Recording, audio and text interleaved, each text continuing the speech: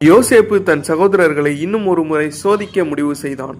அவர்கள் எகிப்தில் விருந்துண்டு மகிழ்ச்சியுடன் இருந்த பின் மறுநாள் காலையில் தங்கள் மூட்டைகளில் தானியத்தை நிரப்பிக் கொண்டு கானானுக்கு திரும்ப தயாரானார்கள்.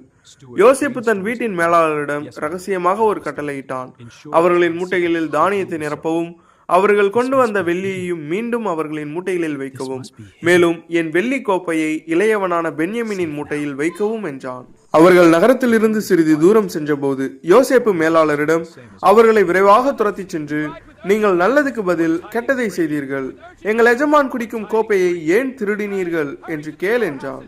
மேலாளர் அவர்களை அடைந்து அந்த வார்த்தைகளை சொன்னான். சகோதரர்கள் அதிர்ச்சி அடைந்து, இப்படி செய்வது எங்களால் முடியாது. கடந்த முறை எங்கள் மூட்டைகளில் கிடைத்த வெள்ளியையும் நாங்கள் திரும்ப கொண்டு வந்தோம். எங்கள் யாருடைய மூட்டையிலாவது அந்த கோப்பை இருந்தால் அவன் மரணம் அடையட்டும், நாங்களும் அடிமைகளாக இருப்போம் என்றார்கள். மேலாளர், யாருடைய மூட்டையில் கிடைக்கிறதோ அவனே அடிமையாக இருப்பான், மற்றவர்கள் சுதந்திரமாக இருப்பீர்கள் என்றான். உடனே அவர்கள் தங்கள் மூட்டைகளை தரையில் இறக்கி திறந்தார்கள். மூத்தவனிடமிருந்து இளையவன் வரை தேடத் தொடங்கினர். இறுதியில் அந்த கோப்பை பென்யமினின் மூட்டையில் கிடைத்தது. அவர்கள் தங்கள் உடைகளை கிழித்து துக்கமடைந்தார்கள். எல்லோரும் நகரத்திற்கு திரும்பினர். யோசேப்பின் வீட்டிற்குள் வந்து தரையில் விழுந்து வணங்கினர். யோசேப்பு, நீங்கள் இப்படி செய்தது என்ன? நான் ஞான திருஷ்டிக்காரன் என்பதை அறியவில்லையா என்று கேட்டான். யூதா முன்னே வந்து, நாங்கள் என்ன சொல்ல முடியும்? தேவன் எங்கள் அக்கிரமத்தை வெளிப்படுத்தினார், நாங்கள் எல்லோரும் உங்கள் அடிமைகளாக இருப்போம் என்றான்.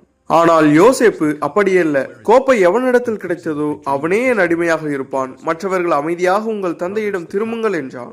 அப்பொழுது யூதா மிகுந்த தைரியத்துடன் முன்வந்து தனது தந்தையின் துக்கத்தை நினைவூட்டினான். எங்கள் தந்தை மிகவும் வயதானவர், இந்த இளையவன் அவருடைய முதுமையின் மகன், அவரது உயிர் இந்த பையனுடன் கட்டுப்பட்டுள்ளது. இவனை இன்றி நாம் திரும்பினால் எங்கள் தந்தை துக்கத்தில் இறந்து போவார். நான் அவனுக்கு பொறுப்பாக இருப்பேன் என்று வாக்கு தந்தேன். ஆகவே இந்த பையன் திரும்பட்டும், நான் உங்கள் அடிமையாக இருப்பேன் என்று வேண்டினான். இந்த வார்த்தைகள் உண்மையான மனமாற்றத்தையும் சகோதர அன்பையும் வெளிப்படுத்தின. பல ஆண்டுகளுக்கு முன்பு யோசேப்பை விற்ற சகோதரர்கள் இப்பொழுது தங்கள் தம்பிக்காக தங்களை அர்ப்பணிக்க தயாராயிருந்தனர்.